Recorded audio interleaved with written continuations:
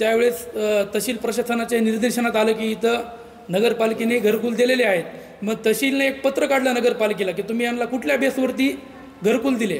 तर तिथं अशी माहिती म्हणजे उघडकीस आली की जे तिथं भूमाफिया बसलेत ते एक देवाच्या जमिनीला चिटकून एक जमीन आहे छोटीशी, ती सर्वे नंबर तिथं 321 आहे।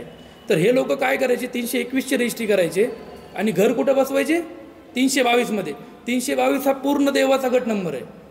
मग असं करत करत त्यांनी 40 घरं बसवलेत आणि हे सुद्धा बाब आम्ही तहसीलच्या खूप वर्ष अगोदर निर्देशात आणून दिली की बाबा हे असं असं करायलेत म्हणून, परंतु हे ह्यांच्या मंडळ अधिकाऱ्याच्या पंचनामा 3-3 वर्ष होऊन त्यांचं ऐकत नाहीत, हे आमचंही ऐकत नाहीत।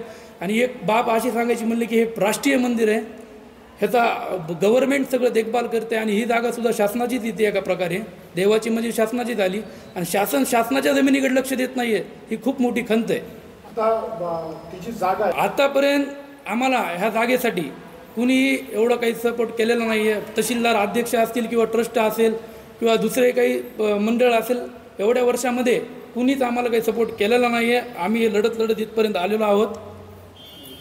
इथून पुढे आमचा लढा राहील की तुम्ही जे हे निधी आणला आहे आत्ता, तिथं देवासाठी काहीतरी करावं, वैद्यनाथासाठी काहीतरी प्रकल्प आणावं, काहीतरी करावं। पण अशी जमीन ती भूमाफियाच्या सगळे हायकोर्टाचे निकाल असताना, दिवाणी न्यायालयाचे निकाल असताना, पंचनामे असताना जाऊ देऊ नये।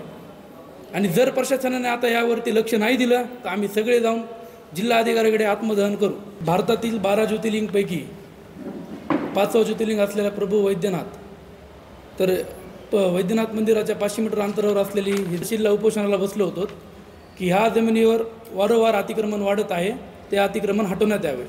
मग आम्हाला तहसीलला पण आज 15 ते 20 दिवस होऊन गेले, कसल्याच प्रकारची कारवाई तर नाही, पण ते स्पॉटवरती सुद्धा गेले नाहीत। तर असं सांगायची गोष्ट म्हणलं तर त्या जमिनीचे ही मूळ 7/12 प्रभू वैद्यनाथाचं नावानं असलेली, आता बॉम्बे हायकोर्टाचा निकाल आहे त्या जमिनीचा की ही जमीन प्रभू वैद्यनाथाची आहे, ही जमीन वैद्यनाथ देवस्थानची आहे, ही देवस्थानला ताब्यात देण्यात यावी, असा हायकोर्टाचा निकाल आहे।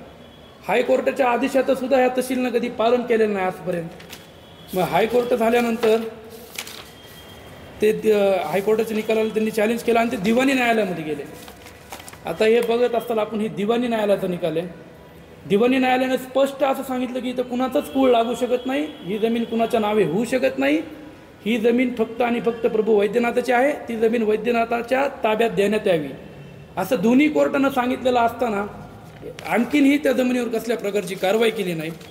आणि मूळ सांगायचं म्हणलं मध्ये ह्याच्यामध्ये 1 मिनिट, 2015ला ही जमीन शासनाच्या ताब्यात घेतलेली आहे असं कोण म्हणले तर मंडळ अधिकारी स्वतः शासन सांगत आहे कागदावर की ही जमीन आमच्या ताब्यात आहे।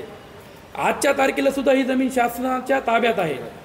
तर शासनाच्या ताब्यात जमीन असताना तिथं 40 घरे झाली कशी? हा पंचनामा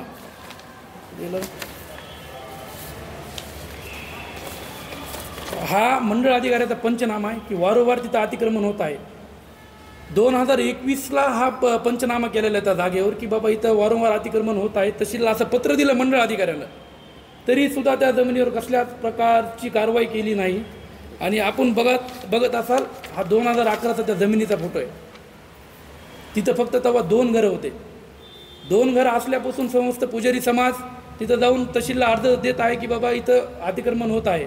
2015पासूनचे आमच्याकडे अर्ज आहेत, परंतु आमचे अर्ज साईडला फेकून देऊन त्या अर्जावर कधी बघितलं नाही। आणि आज त्या 2 घराचे 40 घरं झालेले आहेत, त्याचेसुद्धा मी तुम्हाला पुरावे व्हॉट्सअपला पाठवतो व्हिडिओ त्या जागेचे।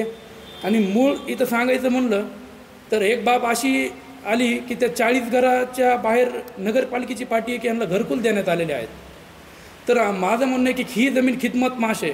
खिदमतमाश जमीन म्हणजे ह्याच्यावर कुणाचाच अधिकार नाही, फक्त देवाचा अधिकार आहे। मग देवाच्या जमिनीला नगरपालिकेने घरकुल मंजूर कसे केले?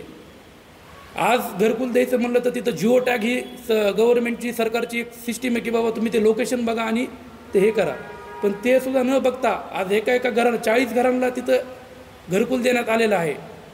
ह्या सगळ्या गोष्टी करून आम्ही उपोषणाला बसलो, 8 दिवसात कारवाई करतो म्हणले, अद्यापपर्यंत कसलीही तिथं कारवाई केली नाही।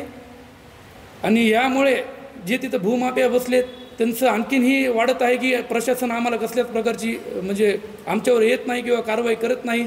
आम्ही अल्पसंख्याक समाज असल्यामुळे आम्ही आमच्यावर हे दखल देत नाही आहेत। असं काही विषय आहे. पण प्रशासन आम्हाला, तहसीलदार हे मंदिरचे अध्यक्ष आहेत स्वतः, इथं उपोषण केलं आहे.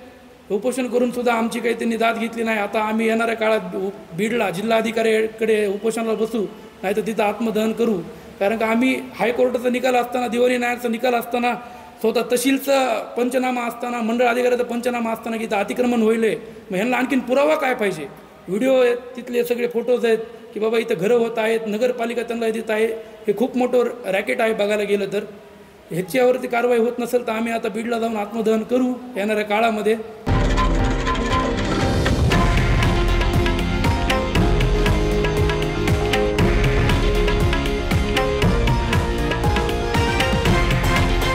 हे आहे देशातील नंबर 1 न्यूज नेटवर्क आणि आपण पाहत आहात TV9 मराठी, एकमेव.